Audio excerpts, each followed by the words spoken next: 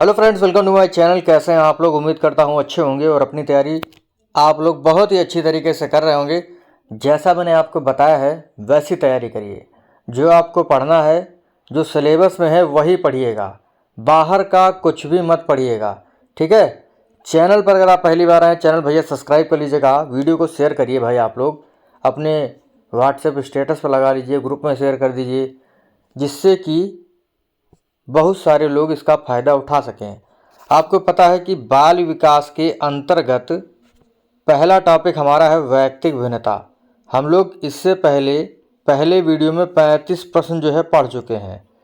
अगर आप पिछला वीडियो नहीं देखें, डिस्क्रिप्शन में आपको प्लेलिस्ट का लिंक दे दिया जाएगा, ठीक है। मॉक टेस्ट की सीरीज शुरू हो चुकी है, उसे भी नहीं देखें तो उसका भी लिंक आपको डिस्क्रिप्शन में दे दिया जाएगा। आज के वीडियो में हम लोग 30 प्रश्न पढ़ेंगे जो कि बहुत ही महत्वपूर्ण होंगे। तो बिना समय गवाए हुए अपना जो वीडियो है व्यक्तिक भिन्नता का भाग दूसरा ये शुरू करेंगे, ठीक है। और अगर आपको वीडियो में कुछ भी अच्छा लगे लाइक कर दीजिएगा और शेयर कर दीजिएगा। तो शुरू करते हैं। पहला प्रश्न हमारा, टाइप्स ऑफ मैन पुस्तक में ई स्प्रेंगर ने कौन सा व्यक्तित्व का प्रकार नहीं बताया है? सामाजिक व्यक्तित्व, धार्मिक व्यक्तित्व, प्रत्यय व्यक्तित्व या राजनीतिक व्यक्तित्व? तो बताइए कौन सा ऑप्शन सही होगा। देखिए, प्रत्यय व्यक्तित्व जो है ये नहीं बताया है। बाकी आपका सामाजिक व्यक्तित्व, धार्मिक व्यक्तित्व और राजनीतिक व्यक्तित्व जो है ये स्प्रेंगर महोदय ने बताया है। प्रत्यय व्यक्तित्व वाला जो है ये थॉर्नडाइक ने बताया है। थॉर्नडाइक कहते हैं कि जो पर्सनालिटी है वो 3 भागों में बटी हुई है: स्थूल विचार वाले व्यक्तित्व वाले व्यक्ति, सूक्ष्म विचार वाले और प्रत्यय विचार वाले। सामाजिक व्यक्तित्व और धार्मिक व्यक्तित्व और राजनीतिक व्यक्तित्व, इनके बारे में बात किया है स्प्रेंगर महोदय ने। देखिए, स्प्रेंगर ने 6 प्रकार के व्यक्तियों की बात की थी। मैं आपको बता देता हूँ, आप लोग याद कर लीजिए। सैद्धांतिक भावना वाला व्यक्ति, सामाजिक व्यक्तित्व वाला व्यक्ति, आर्थिक व्यक्तित्व वाला व्यक्ति, राजनीतिक, धार्मिक, सौंदर्यात्मक, ठीक है, और सामाजिक। इनको आप लोग याद कर लीजिए, एग्जाम में पूछा जा सकता है। अगला है, अंतःस्रावी ग्रंथियों के आधार पर व्यक्तित्व के प्रकार किसने बताए हैं? ये बताया है W.V. कैनन ने, ठीक है। 4 प्रकार बताए हैं। पहला बताया है अधिक थायराइड ग्रंथि वाला, दूसरा बताया है न्यून थायराइड ग्रंथि वाला व्यक्ति, तीसरा बताया है पिट्यूटरी ग्रंथि वाला और चौथा बताया है एंड्रिनल ग्रंथि वाला। अंतःस्रावी ग्रंथियों के आधार पर व्यक्तित्व के 4 प्रकार बताए हैं किसने? W.V. कैनन ने। अगला प्रश्न है, साक्षात्कार विधि का सर्वप्रथम प्रयोग कहाँ किया गया? तो ये किया गया था कहाँ? ये किया गया था इंग्लैंड में। और कब हुआ था? सन 1909 में, ठीक है। आप लोग इसे याद कर लीजिए। अगला है, सही विकल्प का चयन कीजिए। समाज मिति विधि मेवा हटसान ने दी है, बहिर्दर्शन विधि वाटसन ने दी है, स्वप्न विश्लेषण विधि गाल्टन ने दी है, शब्द सहचर्य विधि वुडवर्थ ने दी है। तो कौन सा विकल्प इसमें सही है? तो सही विकल्प आपका कौन सा है? बहिर्दर्शन विधि वाटसन ने दिया है, बी वाला ऑप्शन आपका सही होगा। समाज मिति विधि जे एल मोरेनो ने दिया है, ठीक है, समाज मिति विधि। स्वप्न विश्लेषण विधि जो है सिगमंड फ्रायड ने दिया है, आप लोग रट लीजिए। शब्द सहचर्य विधि किसने दिया है? सर्वप्रथम गाल्टन ने दिया था 1879 में, 1879 में। और इन्होंने अपनी परीक्षण सूची में 75 वर्ड रखे थे, ठीक है। उसके बाद 1910 में युंग महोदय ने अपनी परीक्षण सूची में 100 शब्द रखे थे। इसको आप लोग याद रखिएगा कि शब्द सहचर्य विधि सर्वप्रथम गाल्टन ने दी थी और इससे युंग भी जुड़े हुए हैं। अगला प्रश्न है, व्यक्तिगत भिन्नताओं को निम्नलिखित रूप में समझा जा सकता है: बच्चे का संज्ञानात्मक विकास, बच्चे का आर्थिक विकास या बच्चे का शारीरिक विकास। देखिए, आर्थिक विकास जो है ये नहीं जुड़ा होता है व्यक्तिगत विभिन्नताओं से, ठीक है। बाकी बच्चे का संज्ञानात्मक विकास और बच्चे का शारीरिक विकास ये जुड़ा हुआ होता है। इसी वजह से आपका थर्ड वाला ऑप्शन बिल्कुल सही होगा। अगला है व्यक्तिगत विभिन्नताओं का क्षेत्र है लिंग भेद, शारीरिक रचना, मानसिक योग्यताएं या सभी। तो व्यक्तिगत विभिन्नताओं का क्षेत्र जो है उपरोक्त सभी है। व्यक्तिगत विभिन्नताएं होती क्या है, मतलब दो व्यक्तियों में अंतर, वही होता है व्यक्तिगत विभिन्नताएं। और ये विभिन्नताएं शारीरिक रचना के आधार पर हो सकती हैं, मानसिक योग्यताओं के आधार पर हो सकती है, लिंग भेद आदि के आधार पर हो सकती हैं। अगला प्रश्न है शरीर के रंग, रुचि, उपलब्धि, आकार आदि की विभिन्नता व्यक्तिगत विभिन्नता है। शरीर के रंग, रुचि, उपलब्धि, आकार आदि की विभिन्नता व्यक्तिगत विभिन्नता है। यह कथन है टायलर महोदय का। इसको कैसे याद रख सकते हैं, देखिए जो टायल होते हैं ना, जो हम लोग फर्श में लगवाते हैं, उसका रंग, रुचि यानी रंग, रूप, रुचि, आकार अलग अलग होता है। इस तरीके से आप लोग इसे रिलेट करके याद कर सकते हैं। अगला है व्यक्तिगत विभिन्नताओं को ध्यान में रखते हुए विद्यार्थियों के शिक्षण के लिए प्रयोजना विधि यानी प्रोजेक्ट मेथड किसने दिया था? ये दिए थे किलपैट्रिक महोदय। अगला है व्यक्तिगत या व्यक्तिगत विभिन्नताओं के आधार पर एलन पार्कहर्स्ट ने बालकों के लिए कौन सी शिक्षण पद्धति दी? विनेटिका प्लान। ठीक है। अगला है व्यक्तिगत भिन्नता के आधार पर शिक्षा देने हेतु निम्न में से कौन सा विकल्प उपयुक्त है?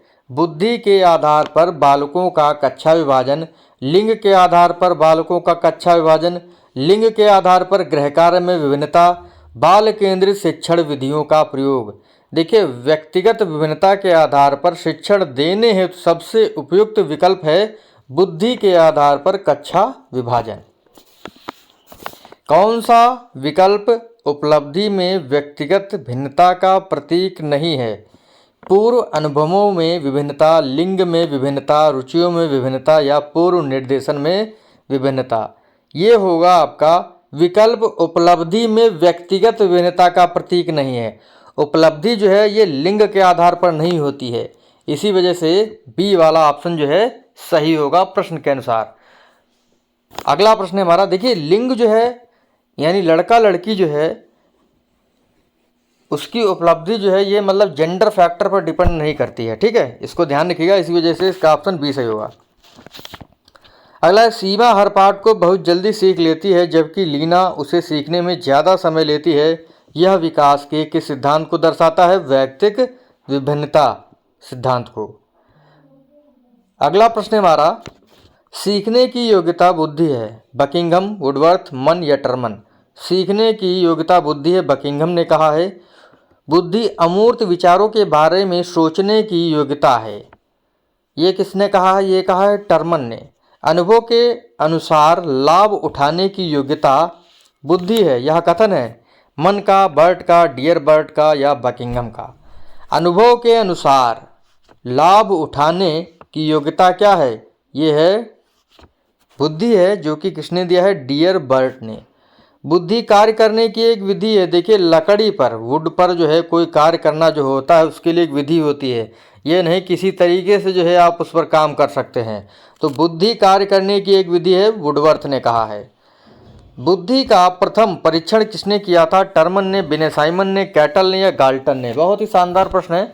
1905 में बिने व साइमन ने 3 से 14 वर्ष पर के जो बच्चे थे उन पर किया था और बुद्धि परीक्षण करने के लिए 30 प्रश्नों का प्रयोग किया था। अगला है बुद्धि का समूह कारक सिद्धांत किसने दिया था? ये दिए थे थ्रस्टन महोदय।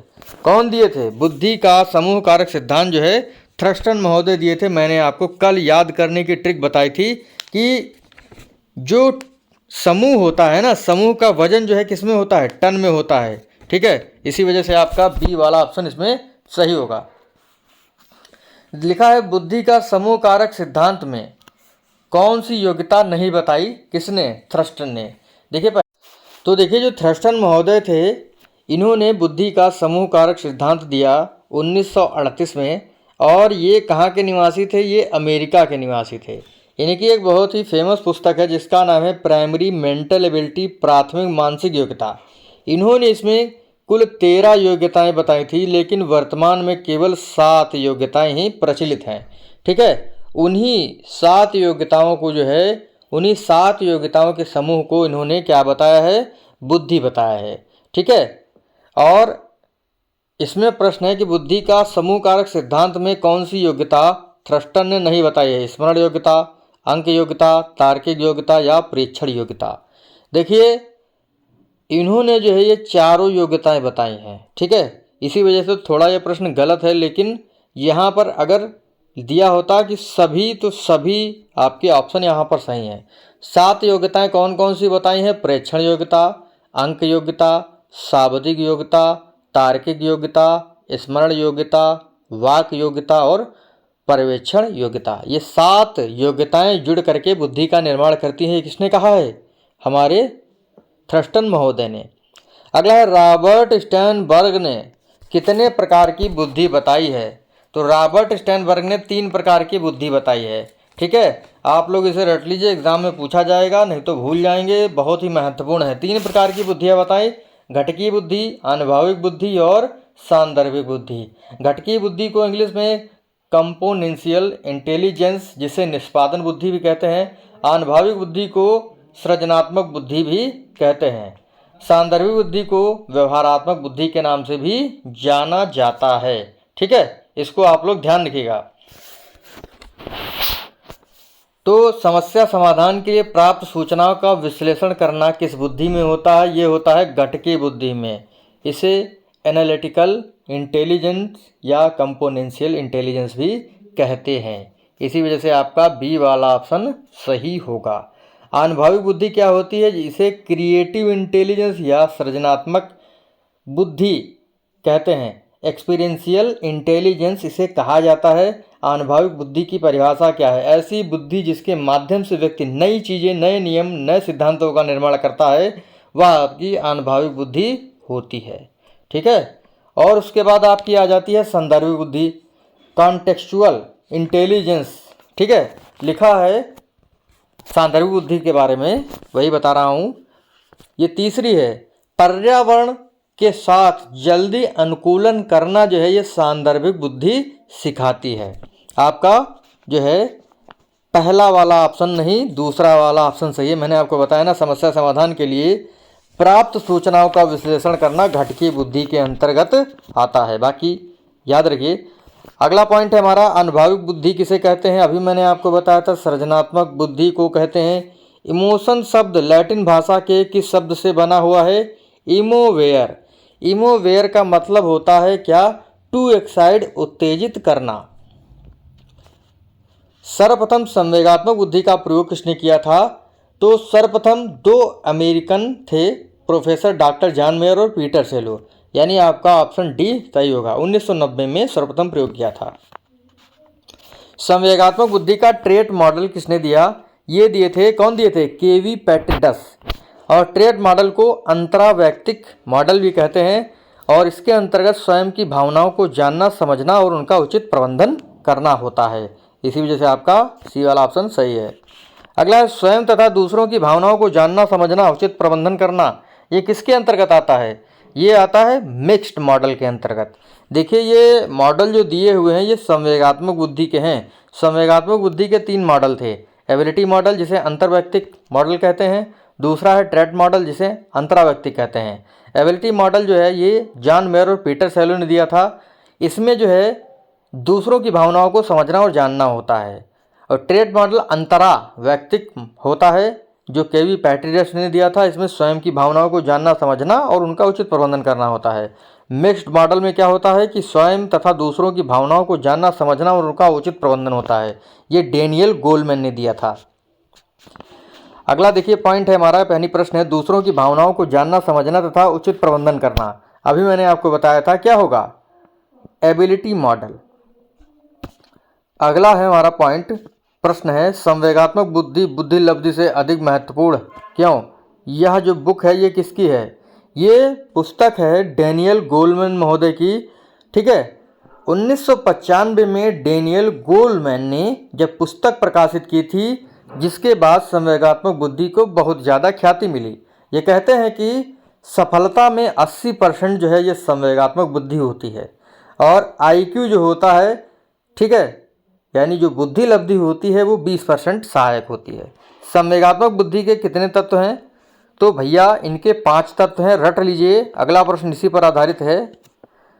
अंतिम प्रश्न है हमारे इस वीडियो का। अगर आपको वीडियो में कुछ भी अच्छा लगे लाइक करिएगा और शेयर करिएगा, ठीक है। लिखा है संवेगात्मक बुद्धि का तत्व नहीं है। मैंने आपको बताया 5 तत्व जो है संवेगात्मक बुद्धि के होते हैं, जिसमें से पहला है आपका आत्म जागरूकता या आत्म चेतना, दूसरा है आत्म नियंत्रण, तीसरा है आत्म अभिप्रेरण, चौथा है परानुभूति या समानुभूति, पांचवा है सामाजिक कौशल। सामाजिक बुद्धि इसमें नहीं है, इसी वजह से इसका डी वाला ऑप्शन सही होगा। तो इस प्रकार से आपके 65 प्रश्न जो है वैयक्तिक विभिन्नता के अंतर्गत कवर हो चुके हैं। और मैंने आपको बताया था कि लगभग 100 क्वेश्चन जो है मैं इस टॉपिक के अंतर्गत पढ़ाऊंगा।